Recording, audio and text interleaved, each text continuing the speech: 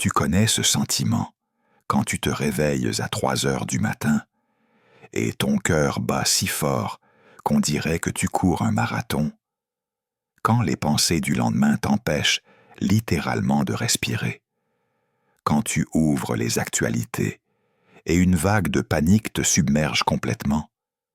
Je connais ce sentiment et je sais ce qu'on t'a dit. Prie simplement ou crois davantage. Mais et si la Bible proposait non pas un slogan religieux, mais une véritable technique de survie pour un esprit anxieux? Aujourd'hui, tu vas recevoir un outil concret qui fonctionne. Je suis un chrétien ordinaire qui, il y a quelques années, a été confronté à une anxiété paralysante. Il y a eu un temps où je ne pouvais pas prendre la parole au travail sans faire une crise de panique. Il y a eu un temps où je répétais dans ma tête tous les scénarios catastrophiques possibles de l'avenir. Je me réveillais, et la première pensée était « Et si? Et si je perdais mon travail? Et si ma famille tombait malade? Et si l'économie s'effondrait? Je ne vivais pas, je survivais dans ma propre tête. Et tu sais quoi? Je ne suis pas seul. En 2025, 40% des gens de ta génération, la génération Z et les millennials, ressentent de l'anxiété constamment, ou la plupart du temps. 22% citent l'avenir incertain comme principale source de stress. 53% ne peuvent pas dormir normalement à cause de cela. Ce ne sont pas que des statistiques. C'est toi, c'est moi. C'est notre réalité. Et c'est un combat spirituel pour ton esprit. Dieu comprend cela. Il ne dit pas « arrête d'avoir peur, faible ». Il dit quelque chose d'autre, quelque chose de puissant, quelque chose qui change la chimie de ton cerveau et l'état de ton esprit. Aujourd'hui, nous allons examiner 2 formules bibliques clés, tirées de Philippiens 4 et de 1 Jean 4, qui ont transformé ma vie et peuvent transformer la tienne. Dans les 15 prochaines minutes, tu vas découvrir pourquoi la peur n'est pas un péché, mais un signal d'alarme, une pratique de prière en 3 étapes contre l'anxiété directement issue des Écritures, la technique d'ancrage dans la présence de Dieu pour un soulagement immédiat, comment l'amour parfait de Dieu chasse la peur de ton système. Allons-y. Écoute ce que l'apôtre Paul écrit aux chrétiens de Philippe. Ce sont des gens qui avaient été littéralement peur pour leur vie dans l'Empire romain, qui pouvaient être arrêtés pour leur foi à tout moment. Paul leur écrit ceci. « Ne vous inquiétez de rien, mais en toute chose, faites connaître vos besoins à Dieu par des prières et des supplications, avec des actions de grâce. » Philippiens 4, verset 6. Stop. Ne vous inquiétez de rien. Ça semble être une tâche impossible, non? Tu penses, Paul, merci pour le conseil, mais tu ne comprends pas ma vie. Tu ne sais pas ce qui se passe dans ma tête à 3 heures du matin. Mais voici ce qui est important à comprendre. Le mot grec, qui est traduit ici par s'inquiéter ou être anxieux, c'est mérimnao. Il signifie littéralement être déchiré en morceaux, être mentalement dispersé. Imagine un tissu qu'on tire dans toutes les directions, jusqu'à ce qu'il commence à se déchirer. Voilà ce que signifie ce mot. Paul ne dit pas « Tu ne devrais pas avoir de problème ». Il dit « Ne laisse pas tes pensées te déchirer en morceaux ». Parce que c'est exactement ce que fait l'anxiété. Elle disperse ton attention. Elle te force à vivre mentalement 20 scénarios horribles en même temps. Tu es là physiquement, mais ton esprit est déjà dans un futur catastrophique qui n'existera peut-être jamais. Mon psychologue a appelé ça la catastrophisation. Tu ne vis pas dans le présent, Tu répètes des cauchemars futurs. La Bible appelle ça la perte de paix. Je me souviens d'une période de ma vie. Chaque matin, je me réveillais, et la première pensée était comme un coup à l'estomac. Et si je perdais mon travail? Ensuite, et si ma famille tombait malade? Ensuite, et si l'économie s'effondrait et que je ne pouvais plus subvenir aux besoins de mes proches? Je n'étais même pas sorti du lit et j'avais déjà vécu 10 catastrophes. Une nuit, à 3 heures, quand je ne pouvais pas dormir à nouveau, quand ma poitrine était si serrée que je ne pouvais littéralement pas prendre une respiration complète. J'ai ouvert la Bible, pas par une grande foi, par désespoir, et j'ai ouvert Philippiens 4. Et pour la première fois, j'ai vu que Paul ne me condamnait pas. Il ne dit pas « ta foi est faible ». Il me donne une voie de sortie. Écoute attentivement. Dieu n'est pas surpris par ton anxiété. Il n'en est pas irrité. Il ne lève pas les yeux au ciel en pensant « encore ce chrétien anxieux ». Il voit tes pensées se déchirer en morceaux et il tend la main. Mais voici le point clé. Paul ne s'arrête pas à « ne vous inquiétez pas ». Il ne dit pas simplement « arrête de penser négativement ». Il dit « fais ceci à la place ». Pas juste « arrête », mais « remplace ». Et ça change tout, parce que tu ne peux pas simplement éteindre l'anxiété par un effort de volonté, mais tu peux rediriger ton esprit. Tu peux lui donner un autre chemin, et maintenant je vais te montrer ce chemin.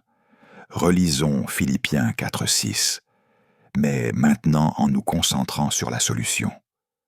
Ne vous inquiétez de rien, mais en toute chose, faites connaître vos besoins à Dieu par des prières et des supplications, avec des actions de grâce. Philippiens 4:6. Tu vois 3 éléments ici? Prière, supplication, action de grâce. Ce n'est pas un ordre aléatoire. C'est une séquence précise qui interrompt la spirale de l'anxiété. Ce n'est pas une théorie religieuse, c'est une technologie spirituelle. Première étape, la prière entre dans la présence. La prière, en grec, prosuché, c'est une approche générale vers Dieu. Ce n'est pas une liste de demandes, c'est entrer dans une relation.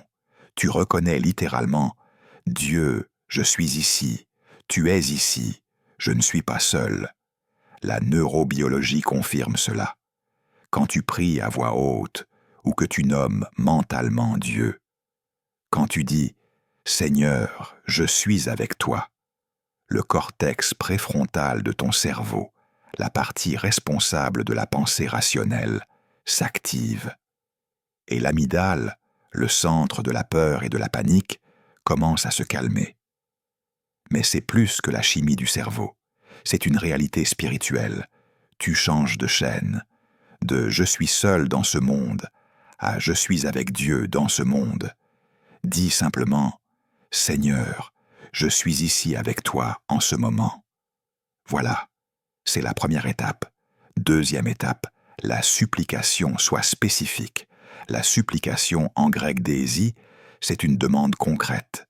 Pas des mots généraux comme « Dieu, aide-moi », mais nommer précisément ta peur. Seigneur, j'ai peur de ne pas pouvoir payer les factures le mois prochain. Seigneur, j'ai peur que cette relation s'effondre. Seigneur, j'ai peur que ma santé se dégrade. Seigneur, j'ai peur de ne pas être un assez bon parent. Pourquoi la spécificité est-elle si importante? Parce que l'anxiété prospère dans l'incertitude. Elle est comme un brouillard. Elle est partout et nulle part. Elle t'enveloppe et tu ne peux pas la saisir avec tes mains. Mais quand tu nommes ta peur à voix haute devant Dieu, quand tu la mets en lumière, tu la sors du brouillard. Tu la rends finie, limitée, observable. Tu ne peux pas confier à Dieu tout en général. C'est trop flou.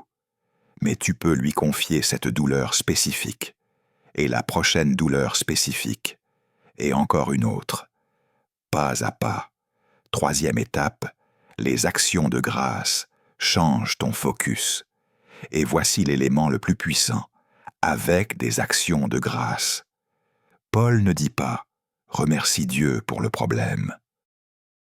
Ce n'est pas cette pensée positive malsaine où tu te forces à sourire à travers les larmes.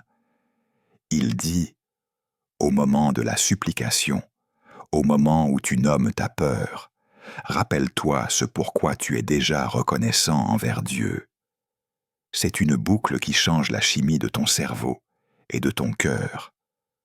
Quand tu remercies, quand tu te souviens de la bonté de Dieu, tu changes littéralement les voies neuronales.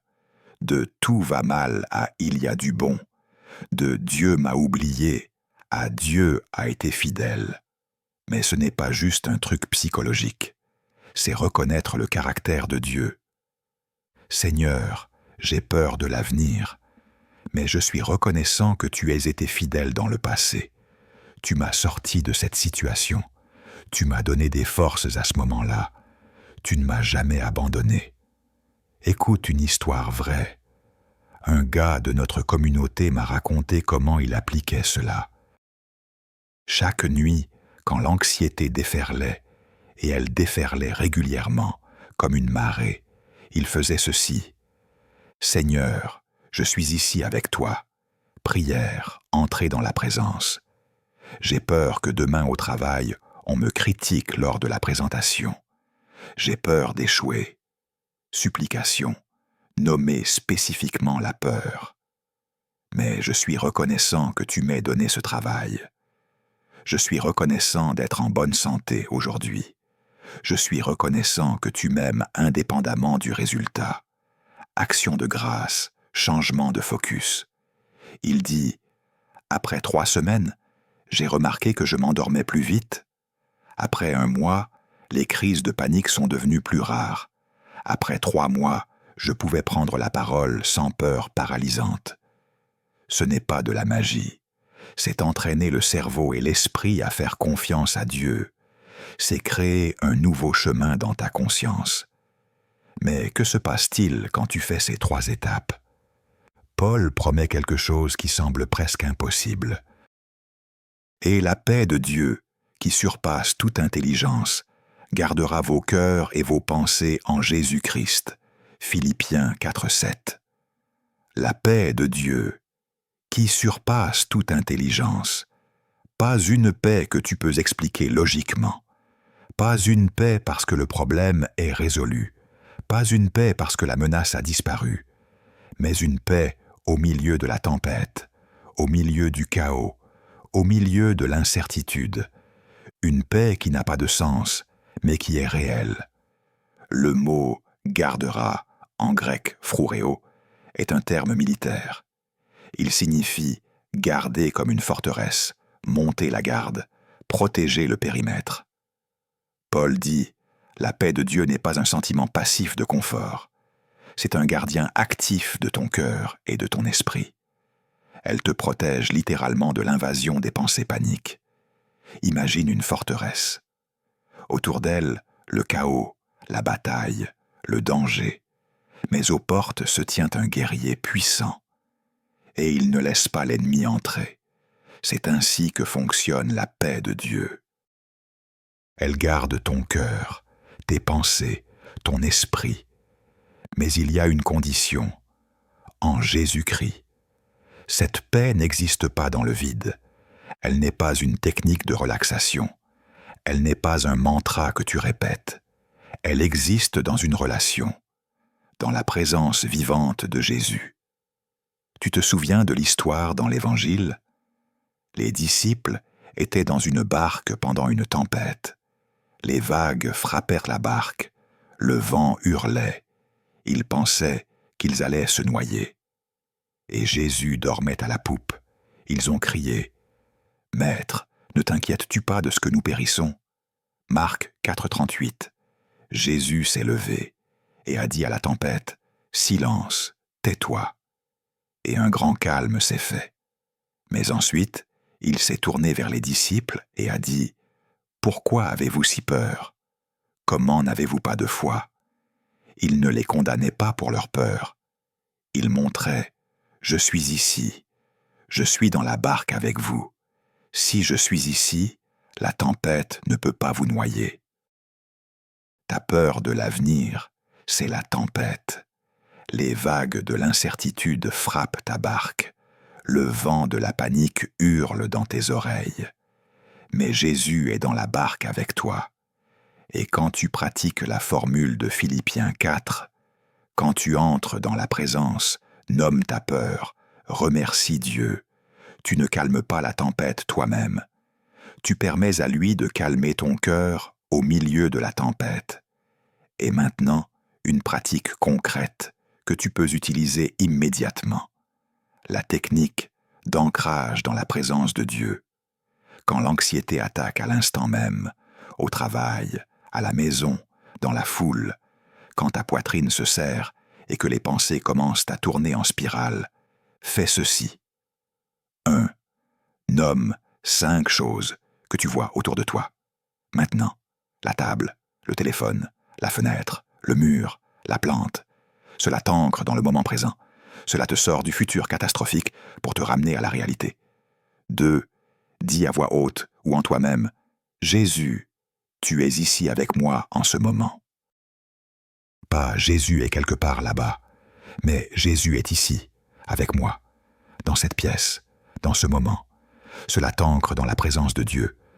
3. Prends 3 respirations profondes. Et à chaque expiration, dis « Tu me tiens ». Inspire, expire. Tu me tiens. Inspire, expire. Tu me tiens. Inspire, expire. Tu me tiens. Ce n'est pas une formule magique. C'est un rappel à ton cerveau et à ton esprit. La peur parle d'un avenir qui n'existe pas. Dieu est présent ici et maintenant. Mais il y a une autre vérité biblique qui achève la peur à la racine. L'apôtre Jean écrit « La crainte n'est pas dans l'amour, mais l'amour parfait bannit la crainte, car la crainte suppose un châtiment.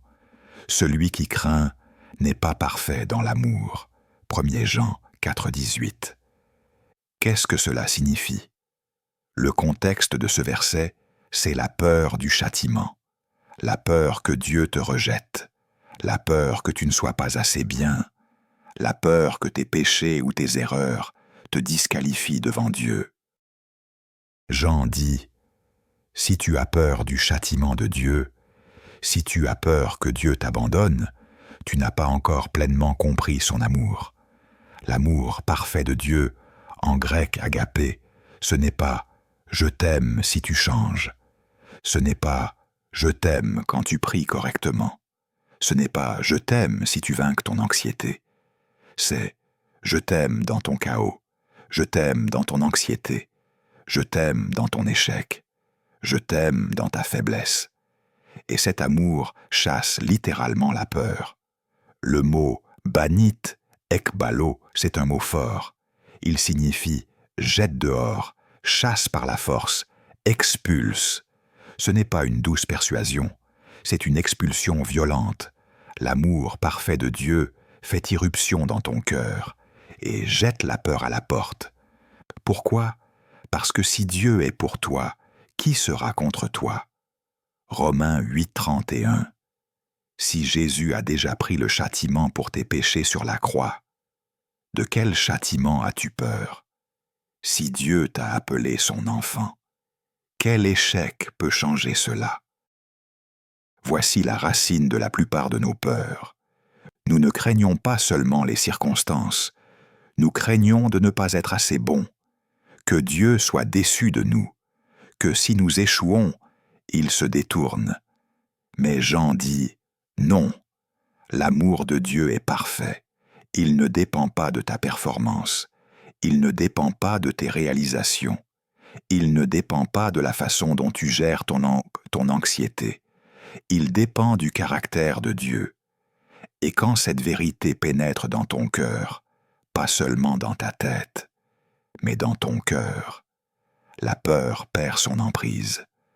Un gars m'a raconté « J'ai compris que mon anxiété était en réalité la peur que Dieu m'abandonne, qu'il se lasse de mes problèmes, qu'il se lasse de mes rechutes.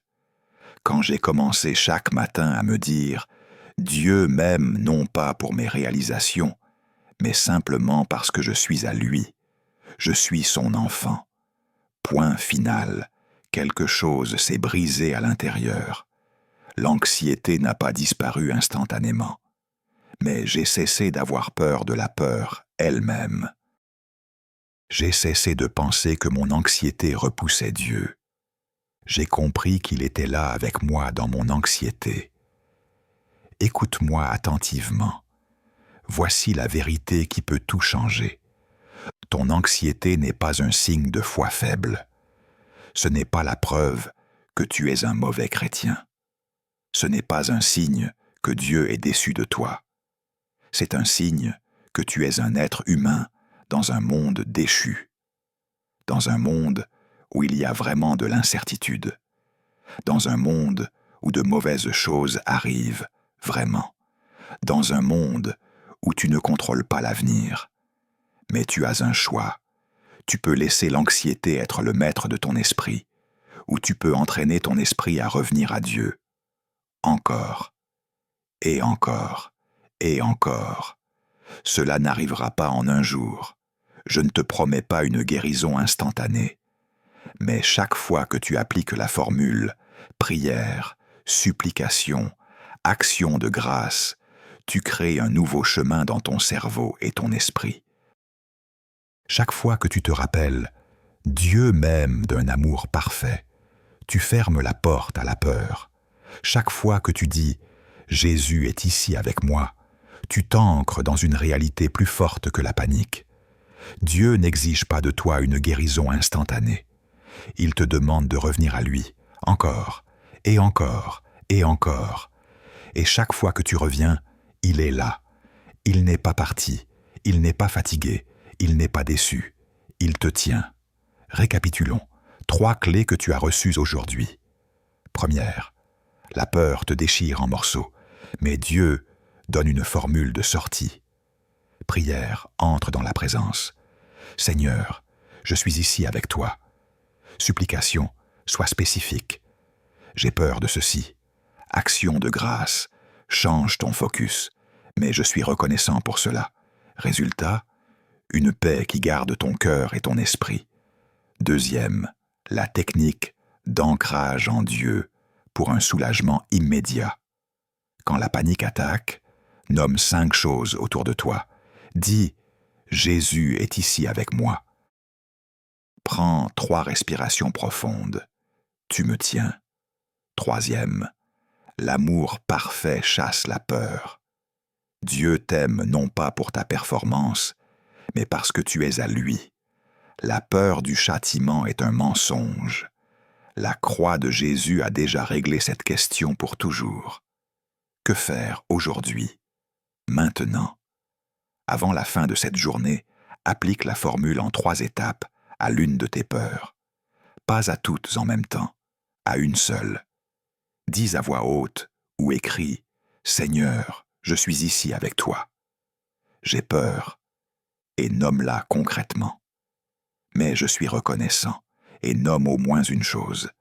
Écris-le, dis-le à voix haute, donne à Dieu l'occasion de commencer à garder ton cœur. Prions ensemble, Seigneur Jésus, je suis honnête avec toi.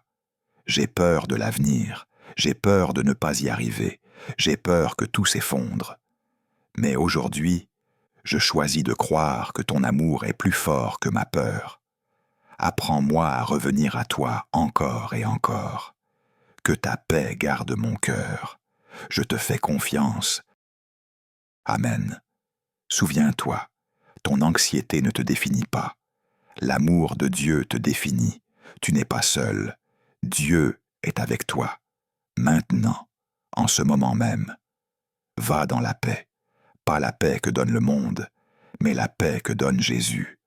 La paix qui surpasse toute intelligence. La paix qui garde.